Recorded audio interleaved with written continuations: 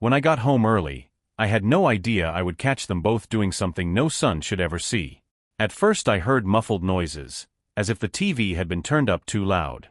But the moment I walked into the bedroom, my reality collapsed. On our marital bed lay my wife Anita, and on top of her was my father Dennis. This could not be a mistake, could not be an excuse. Anger came over me in a wave, and I stood there, unable to utter a word. It all started with her lover Max. My father found out about their secret meetings, about Anita betraying me. He didn't tell me anything, didn't protect me like a father should. No, he blackmailed her, forcing my wife to become his plaything. In exchange for silence and a promise not to destroy our marriage, he took her body whenever he wanted. And she obediently submitted. It's clearer to me now than ever. Thank you for watching my channel. I create videos for your enjoyment. Please subscribe if you want to support my efforts, it's very important to me. I apologize in advance for any mistakes, dubbing is done by neural network. Please point out mistakes in the comments so I can correct them. When I first began to notice oddities in Anita's behavior, they were little things, unnoticed by others. She began to seclude herself from her phone more often, turning off notifications when I was around, and her smile when she spoke to me seemed contrived, like a mask she wore to hide something I wasn't supposed to know.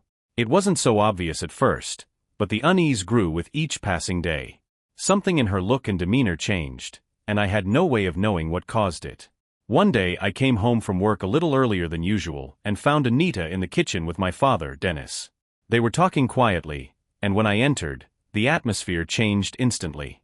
She recoiled from him fearfully, as if I had caught them doing something indecent. I didn't pay much attention to it at the time, thinking it was just my imagination, but that moment lodged deep in my mind like an unhealed wound.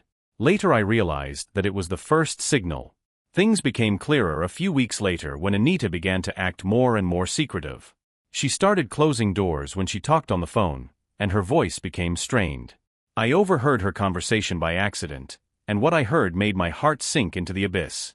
She kept repeating the same phrase, "I can't go on like this. He knows. He knows everything." Those words wouldn't leave me alone. Who was she talking to? Who knew and what? I felt that I was on the verge of discovering something terrible. My anxiety increased when Dennis began to come to our house more often. He always found a reason for his visits: a broken faucet, minor repairs in the garage, or the need to help Anita with some household chores. It became a regular occurrence, and every time he left, I noticed Anita becoming more and more withdrawn, her face pale, as if she were under constant pressure. One day I came home and found Dennis in the kitchen with Anita. Their conversation had frozen as soon as I walked in, and that silence cut me to the core. I sensed that they were hiding something from me, but I couldn't yet figure out what. The feeling never left me, and I decided to follow them, even though I didn't know where it would lead. A few more days passed, and finally everything came to a head. I found out the truth, and it was worse than my worst suspicions. Dennis was blackmailing Anita. He'd found out about her affair with Max, her ex-lover who she dated before we were married, and now he was using it against her.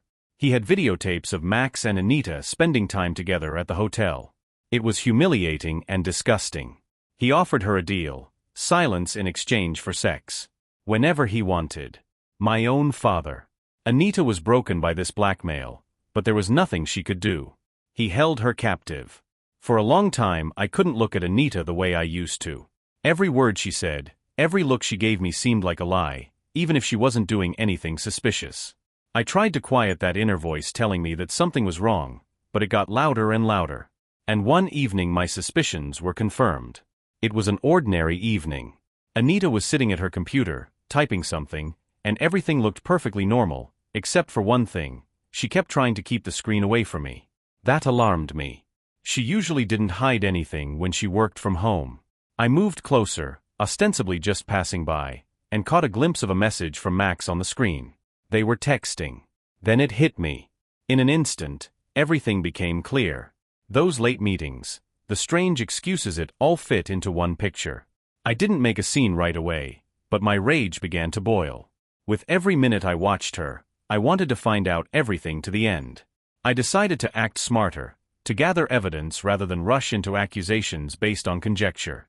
That night when Anita went to bed, I took her phone and started searching. My heart raced as I opened her messengers, as if I was trespassing on someone else's territory.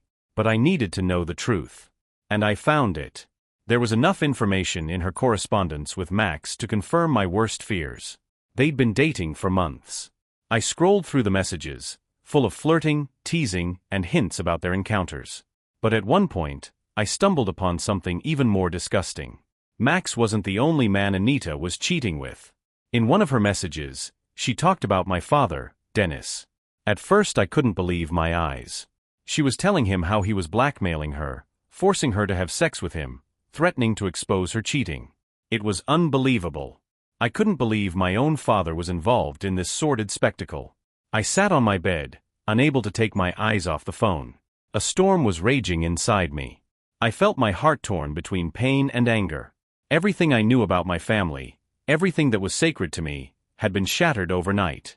Anita had cheated on me with my best friend and my father. In the morning, I could barely look at her.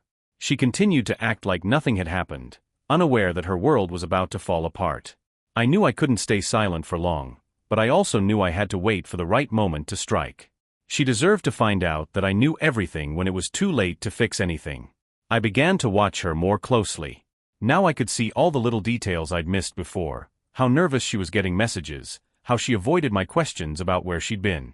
I didn't want to talk to her anymore, but I couldn't drop the whole truth at once either. I prepared for revenge, thinking through every step. I needed to find out more. I hired a private investigator to follow her meetings with Max. I needed hard evidence of their infidelity so that when I struck, they wouldn't be able to get away with it. Within days, I had photos, videos, and recordings of their conversations. It was all waiting to happen. Anita still didn't realize her game was coming to an end. But I knew she would soon learn how cruel betrayal could be. And she wasn't the only one. My father was also going to pay for his part in this sordid affair. The first infidelity with Dennis happened at our house while I was at work. Anita told me that she tried to resist, but her resistance was only a weak attempt. She realized that she had no choice. Dennis knew everything and could ruin her life in an instant. He was sure of his power over her. Blackmail was no longer just a threat, it had become a reality. Anita didn't tell me the details, but I knew that it happened on the day I left for the office early. Dennis had come in ostensibly to help with repairs in the garage. It was just the two of them, and he didn't drag it out for long. He was rough, his hand slid down her body without question, and she was too scared to say no. He whispered threats in her ear as her eyes filled with tears. "You know you have no choice if you don't want Arthur to find out." His voice sounded husky, as if every phrase he spoke brought him pleasure.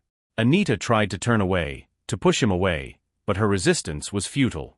Deep down, she knew he was right. If I found out the truth about her affair with Max, it would be over. She recounted how he had put his arms around her, forcing her to submit. They were on our couch, the place where we used to spend our cozy evenings. The same couch where we watched movies, chatted about life and made plans for the future. This place became the scene of their first intimate contact. Dennis was ruthless, and what happened between them was the beginning of his absolute control over her. Anita felt her body rejecting his touch, but she couldn't resist. She did what he demanded, knowing that she would now be completely under his control. He blackmailed her into doing it over and over again. When I got all the proof I needed, I felt something inside me snap. Everything I had tried to ignore and forget for so long was now in front of me in all its nastiness. Now I could no longer close my eyes to what was happening.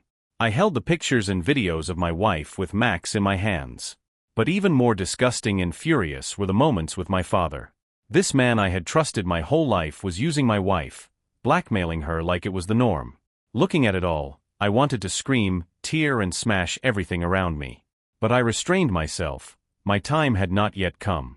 Instead, I made the decision to observe further, to give them a little more freedom. I wanted them to completely drown in their sins before I unleashed my vengeance on them. Every time Anita said she was going to a friend's house, I knew she was actually going to Max's or meeting my father. And every time I was home alone, I imagined them having fun behind my back.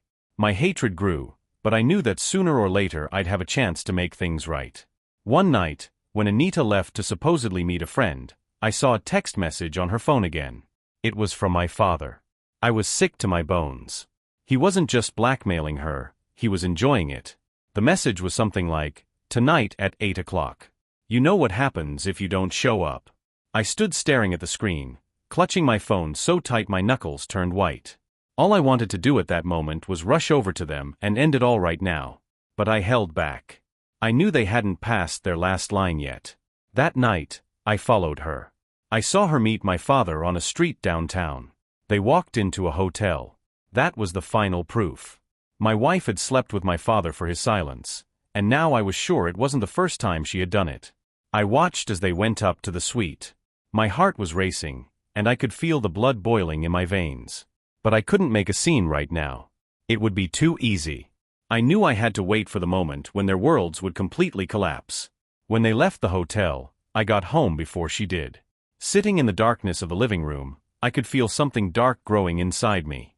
I imagined her coming into the house, pretending again that everything was fine, that she'd had a great meeting with her friends, and laying down next to me again as if nothing had happened. The thought was eating me up inside. Anita came back late at night. She came in pretending to be tired, but I could see her eyes trying to avoid my gaze.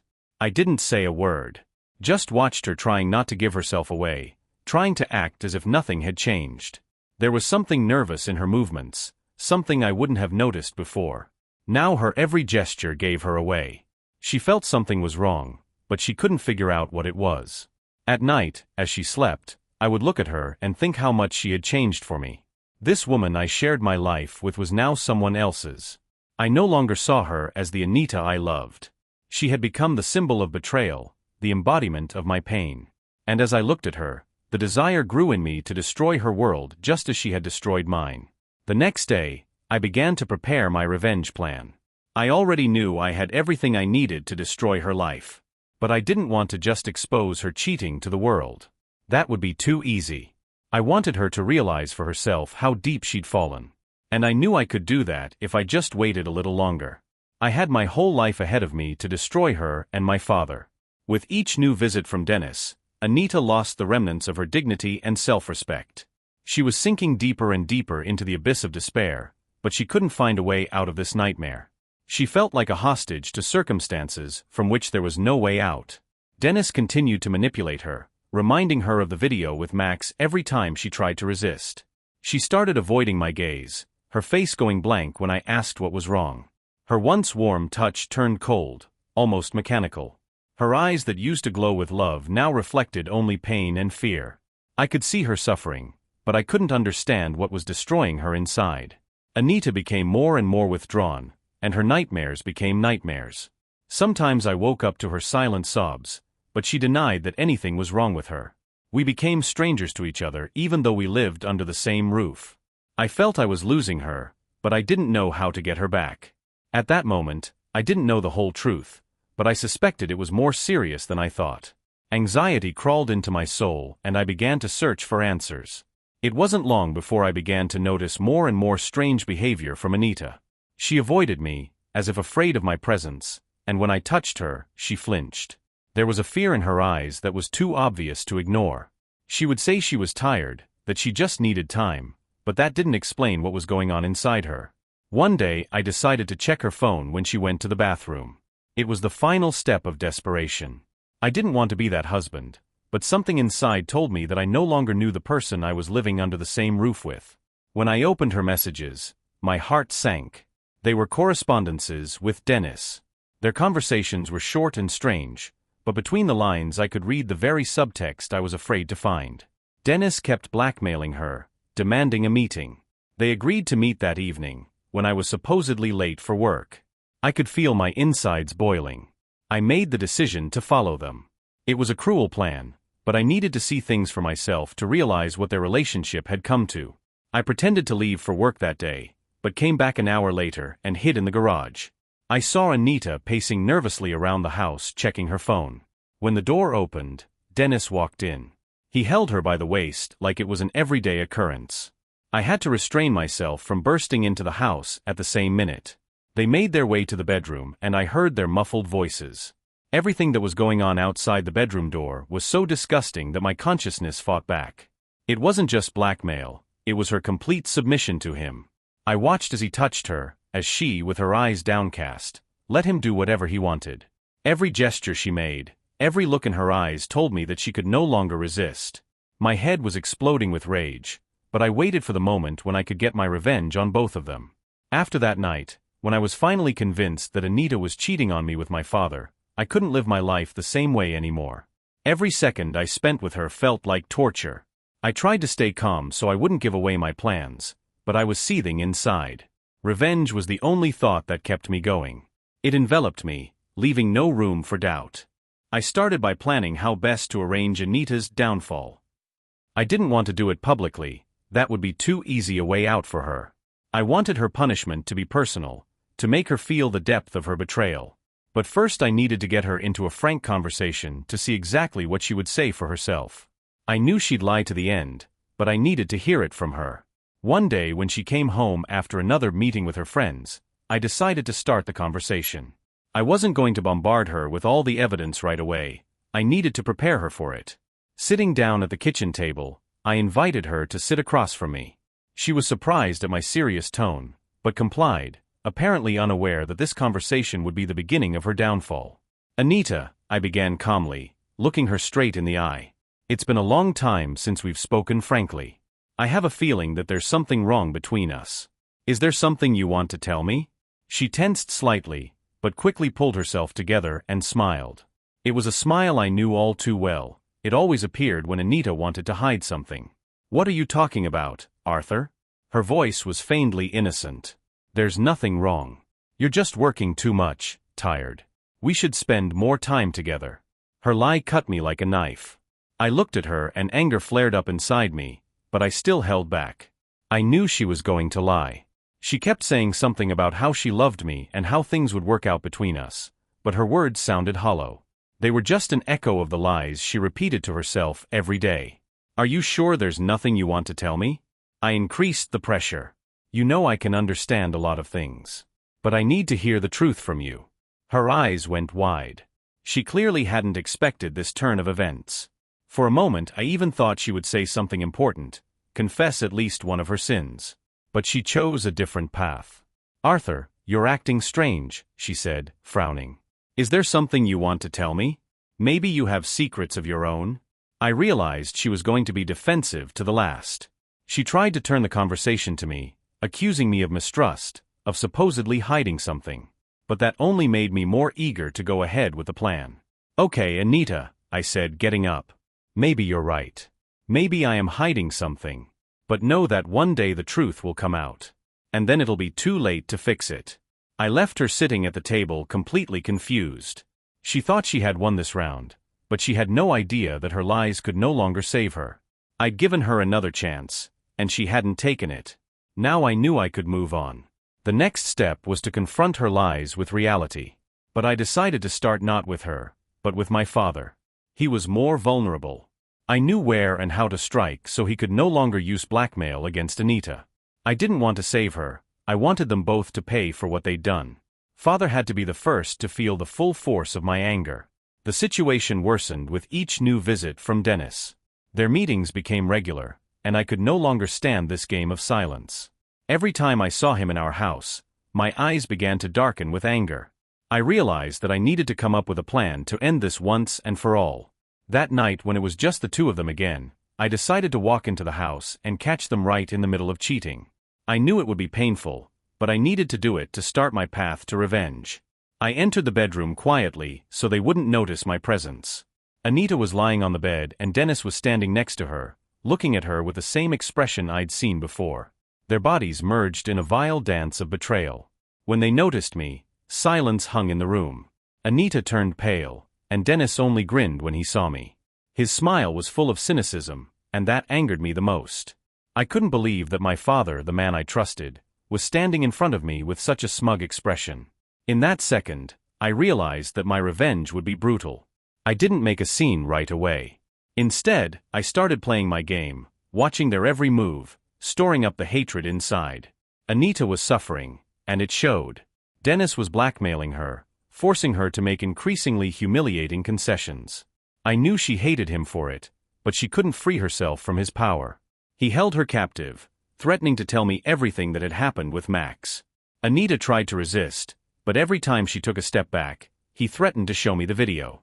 I realized that it wasn't just the physical cheating that was breaking her, but the emotional pressure that kept her from breaking out of this trap. Dennis was ruthless. His blackmail was getting more and more sophisticated. He now demanded that she send him pictures and videos when I was at work and then use them to continue to control her. One day, I overheard them talking. Anita, with tears in her eyes, begged him to stop. She said she couldn't live like this anymore, but his response was cold and cynical. "You signed this contract yourself, Anita. Now be kind enough to honor it to the end." That conversation finally broke her, but for me it was the impetus to begin my revenge. I started by gathering evidence. I needed to make sure I could expose Dennis so that no one would doubt his guilt.